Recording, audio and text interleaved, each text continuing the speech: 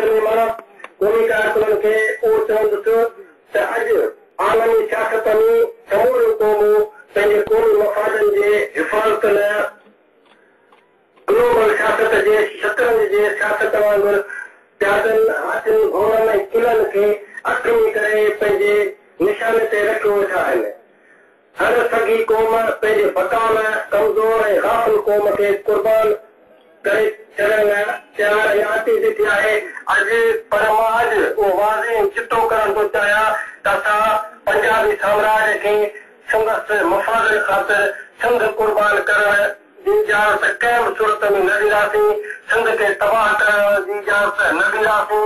असीं सिंध जा वारस मोहन जे दड़े रणीकोट जा रखवाला राजा दाहिर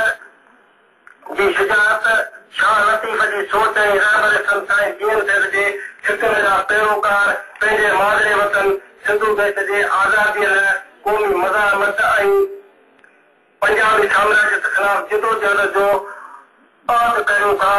त क़ौमी ग़ुलामी ऐं ज़िलत जे मौत खां विड़ी मरण खे बहितर था सम्झूं। इन करे मां अॼु समूरी सिंध जे बाशऊर सिंधियुनि खे हिकु भेरो ॿीहर खुलियल दावत थो ॾियां त अचो त जश्ननि जी सियादत जदोजहद ऐं क़ौमी मज़ामत खे सगार बनायूं। अचो त पंहिंजा सिर क़ुर्बान करे पंहिंजे ईंदड़ नसलनि जे मुस्तक़बिल ऐं वतन जे वहदत ऐं सरहदुनि खे क़ाइम ऐं